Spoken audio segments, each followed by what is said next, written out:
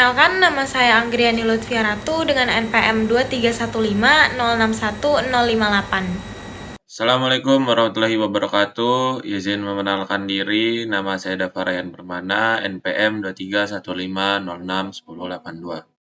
Assalamualaikum warahmatullahi wabarakatuh. Izin program diri, nama saya Harun Alif dengan NPM 23150610102. Perkenalkan, nama saya Andika Junior Universitas Lemonteruan dengan NPM 23150610050. Assalamualaikum warahmatullahi wabarakatuh. Perkenalkan, nama saya Muhammad Abdul Hadi Amrul dengan NPM 23150610078. Assalamualaikum warahmatullahi wabarakatuh. Saya perwakilan dari kelompok 6. Di sini kami akan menjelaskan tentang materi Kubernetes. Di sini saya akan menjelaskan tentang pendahuluan Kubernetes. Jadi, Kubernetes adalah platform open source yang dirancang untuk mengotomatisasi penyebaran, penskalaan, dan pengelolaan aplikasi berbasis kontainer. Awalnya dikembangkan oleh Google, kemudian Kubernetes sekarang dikelola oleh Cloud Native Computing Foundation atau CNCF. Platform ini memungkinkan pengembang dan operator untuk mengelola aplikasi dalam skala besar dengan lebih efisien melalui orkestrasi kontainer seperti Docker.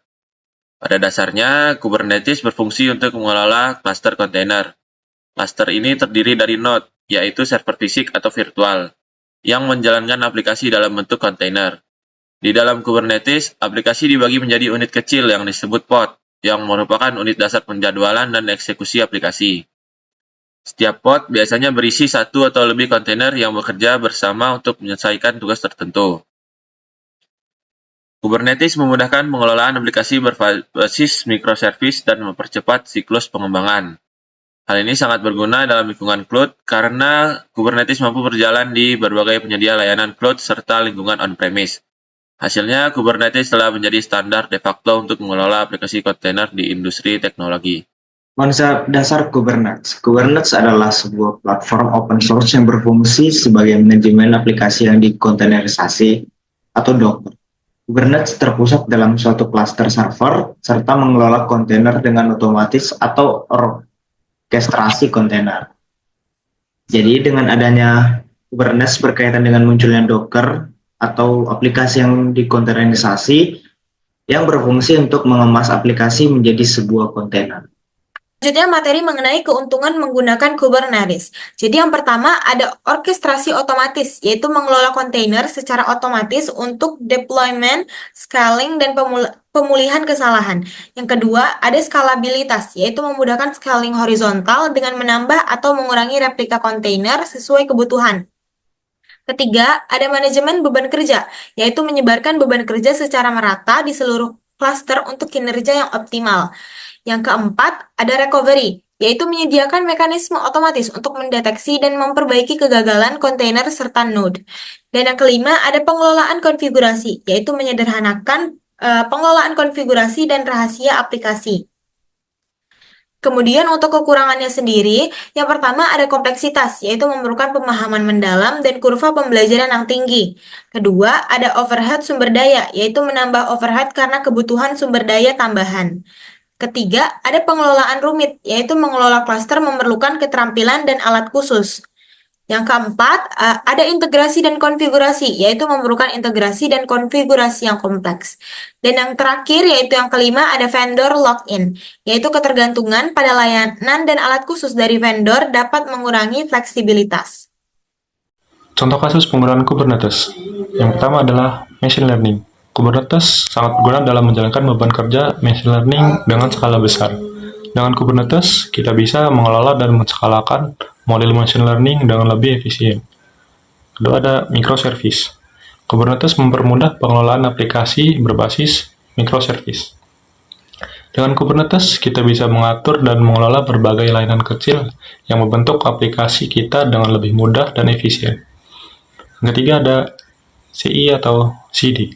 Kubernetes juga sangat berguna dalam mengotomatisasi pipeline CI atau CD untuk aplikasi kontainer. Dengan Kubernetes, kita bisa mengatur proses build, test, dan deployment secara otomatis, sehingga mempercepat waktu rilis aplikasi. Pada kesempatan kali ini saya akan menjelaskan cara menginstal Kubernetes di Windows. Pertama, kita langsung saja klik download dari situs Kubernetes itu sendiri. Kemudian di scroll, pilih install on Windows. Kemudian scroll ke bawah, klik yang Kubernetes release page. Kemudian kita cari yang operating systemnya itu Windows.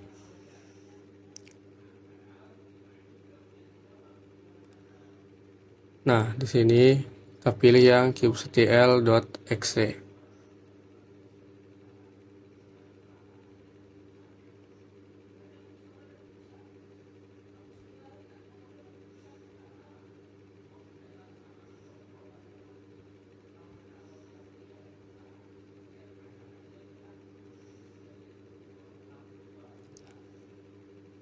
Nah, jika sudah ketemu, kemudian kita di-cut saja. Terus pindahin ke sistem C, buat folder baru, diberi nama misal tools.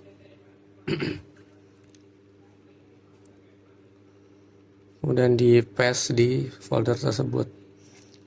Selanjutnya ke setting environment variables. Dan di path kita edit, di new tambahkan C tools.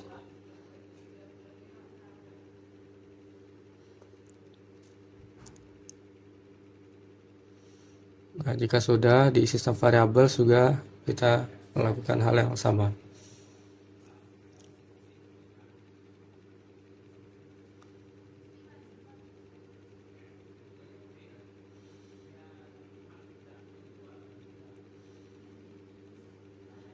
Nah, di OK kan saja terus. Nah, selanjutnya kita buka command prompt. Kemudian kita ketik kubectl.